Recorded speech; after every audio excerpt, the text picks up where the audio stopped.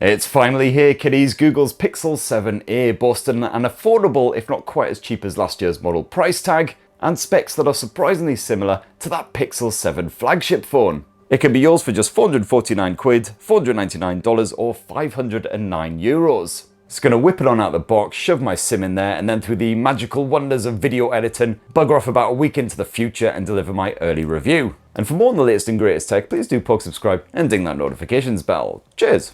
So first up, what do you get in that box? Oh, f that up. Oh, Christ. So you've got yourself one Pixel 7a smartphone, USB-C charging cable, a USB Type-C to Type-A adapter, and a wee porky pin tool as well, and that's your lot. Once again, there's no power adapter in here, so you will have to provide your own for the Pixel 7a. So no need to pull on your surprised pants when it comes to the design of the Pixel 7a, because it's exactly what we all expected. Looks and feels very similar to last year's Pixel 6a. It's another compact 6.1 incher. Although I say compact, those bezels surrounding that 6.1 inch display are thicker than the average Mrs. Brown's Boys fan. But all the same, Pixel 7a feels nice and comfortable to clutch thanks to the rounded corners and edges and the fact that it is dinkier than the average phone. Not too chunky either, and minimal camera bump protrusion.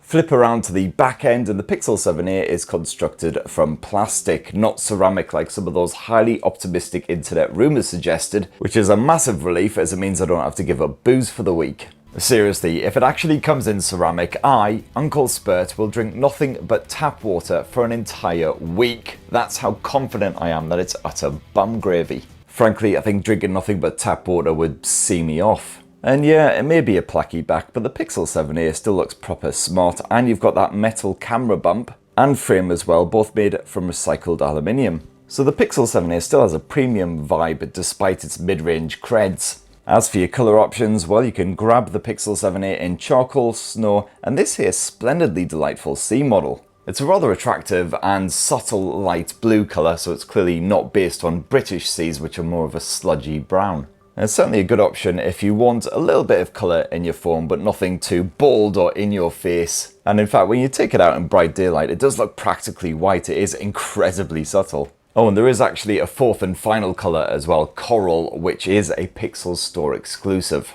As for protection, always important kiddies, the screen is coated in Gorilla Glass, and while Google was a bit shy telling us which version, I believe it's Gorilla Glass 3 again. You will have to be careful with that back end as it is plastic, so it will scratch up quite easily, but the Pixel 7a is IP67 water and dust resistant, so it can get very damp indeed.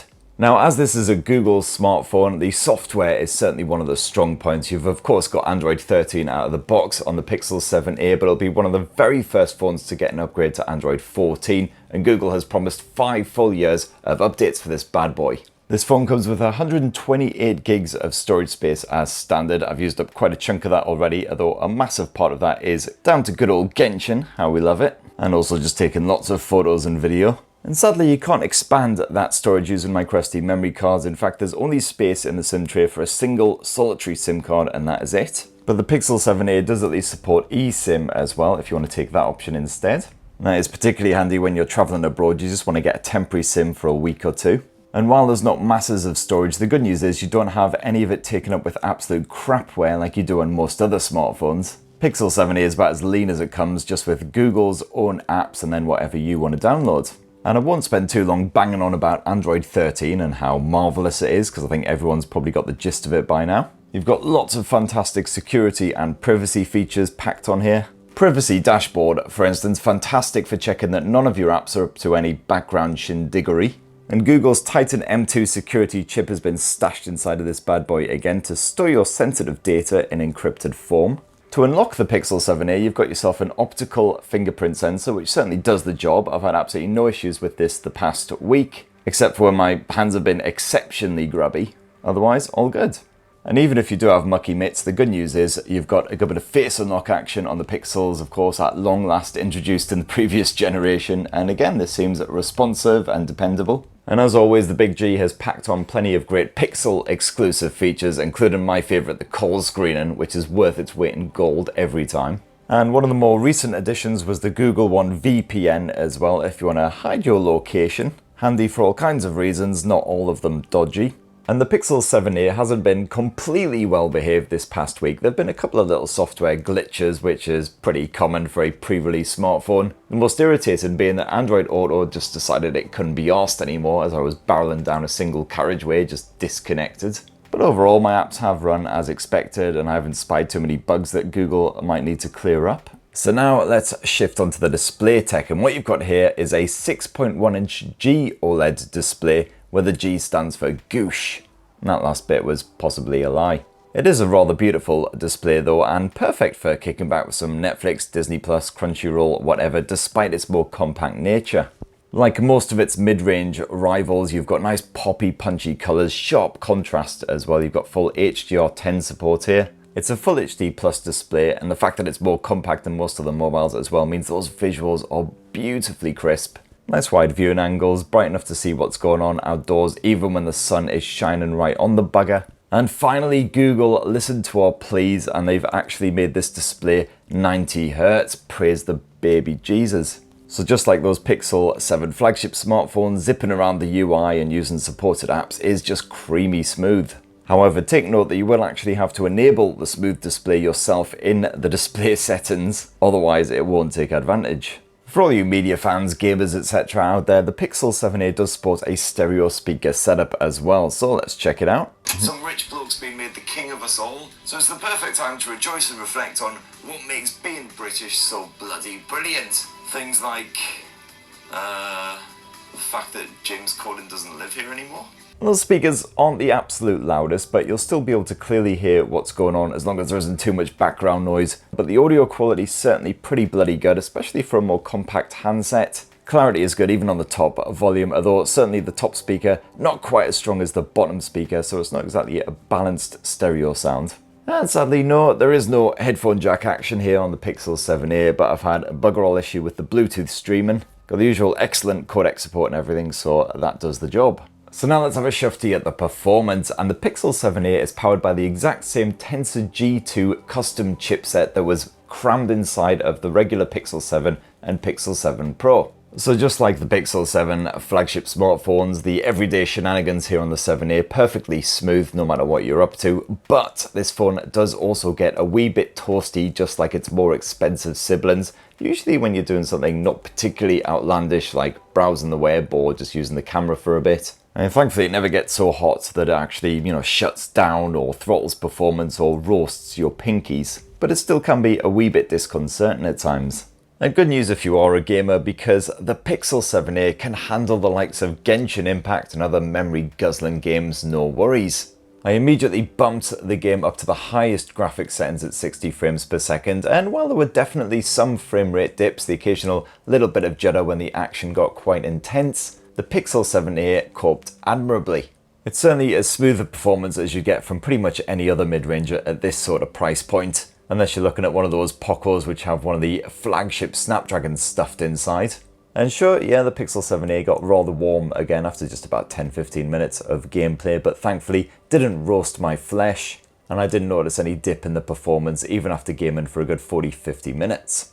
And yeah, you've got that Android game dashboard as well, which has a couple of decent features packed in there, such as the notifications blocking. You can chuck up a real-time frame rate if you like. You can also stream direct to YouTube Live if you like to do that. Still pretty basic though compared with the likes of ColorOS and MIUI.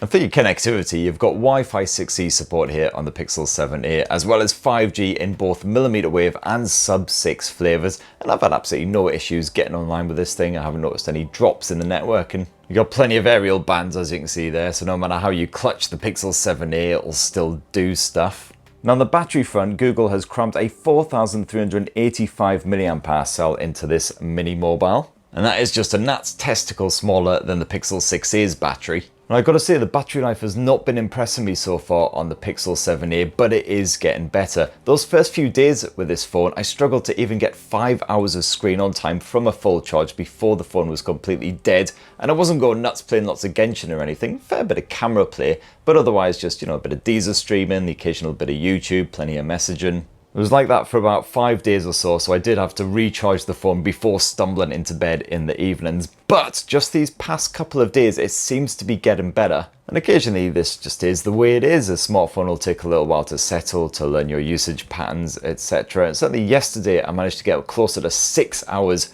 of screen on time from a full charge, and it seems to be better again today. I've had this thing on for 2 hours, demoing all the various features. I've played a good bit of Genshin Impact and everything, and it's only just gone down to 75%. So here's hoping this is getting better, but I will provide an update soon. And I especially hope that the battery life is going to improve, because the recharging speed's not exactly the nippiest. You've got 18-watt fast charging when you plug it in, so it will take a good wee while to charge back up again. You certainly can't bung a cable in it for 20 minutes and get almost a full charge like a lot of smartphones these days, but you do have wireless charging support here on the Pixel 7a, which is fantastic and still fairly rare at this sort of price point. You've got a few like the likes of the Nothing phone that can also do the same. And then last up for this lovely little Pixel 7a unboxing and 1 week review, let's check out that camera tech. And what you have here is a 64 megapixel Sony IMX787 sensor, never before stuffed inside of a Pixel phone, or any other phones at all pretty much, besides the ZTE Accent 40 blowers from last year. Google's Pixel camera app is based around simplicity. It's very, very easy to get to grips with, ideal for anyone who wants a point and shoot stress-free experience. And as I think pretty much anyone would expect now from a Google smartphone, the Pixel 7a pumps out good looking snaps complete with natural colour tones, helped along by Google's not inconsiderable processing smarts. My biggest complaint in week 1 is that the Pixel 7a's focus can, on rare occasions, but occasions all the same, decide that it simply can't be arsed. Still, even when you are moving and shooting, the Pixel 7a's quick shutter speed produces some surprisingly sharp photos, even when you're using that portrait mode. And speaking of which, the portrait chops are decent here, even dealing quite well with crazy windswept hair, while adding a lovely bokeh style blur to wipe out the background. That sensor copes pretty well in more ambient conditions, capturing a pretty sharp image, as long as your hands and your subject are reasonably still. Although once again the focus does occasionally to the bed, so you might want to snap a couple of shots just in case. And in very low light, the Pixel 7a still puts up a pretty good fight, although you do get considerable noise creeping in, as with pretty much every mid-range rival. At any point you can also swap to the secondary lens here on the Pixel 7a, which is a basic 13 megapixel ultra-wide angle shooter. This is another IMX special, so photos shot with this are quite consistent, once again producing natural tones if not quite as much detail. And yes, it does stumble a little harder in low light. And no, there's no telephoto lens on here, as you would expect from a mid-range mobile. It does max out at 8 times digital zoom. And who doesn't love a bit of extreme close-up Veronica action? You've got a few different modes you can play around with, including the likes of the portrait mode, of course. You've got the night sight mode, which does automatically activate in that auto setting anyway. Long exposure, which I still think is utter balls. And then if you go into modes, you've got a couple of extra bits, but that's it. No dedicated pro mode, for instance, similar to the iPhones. And if you prance your way into the video mode, you see you've got a choice of either Full HD or 4K resolution. And even at the 4K level, you can swap it up to 60 frames per second.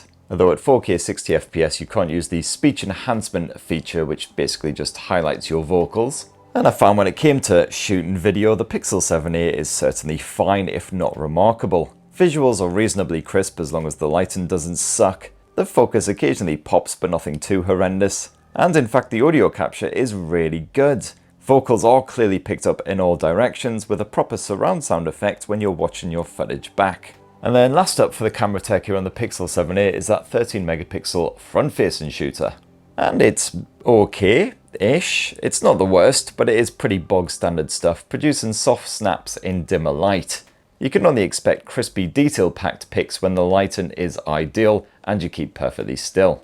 And using the Pixel 7a's front-facing camera, you can shoot up to 4K resolution footage, which is pretty good because a lot of these phones top off at Full HD resolution. You've got a speech enhancement feature which can help to focus on your voice when there's lots of other background clamour going on. Quite handy if you are vlogging outdoors. And that right there, my lovelies, is my unboxing and 1 week review of the Google Pixel 7a. And I'll certainly be spending more time with it because besides that battery life, I've really enjoyed using this as my full-time smartphone. It is a mini marvel. A mini mid-range marvel, in fact. Strong competition for the likes of the Nothing phone, the Samsung Galaxy A54, the fresh new Poco F5s. And pretty much as well spec'd as the Pixel 7 flagship phone, which is absolutely mind-boggling for 450 quid. But anyway, stay tuned for my full Pixel 7 versus 7 Pro versus 7A triple threat comparison, just to see how they truly stack up against one another. And it'd be great to hear your thoughts down in the comments below. Are you tempted by the Pixel 7A? Are you disappointed? You're really happy with it? For more on the latest and greatest tech, please do subscribe and ding that notifications bell, and have yourselves a ruddy good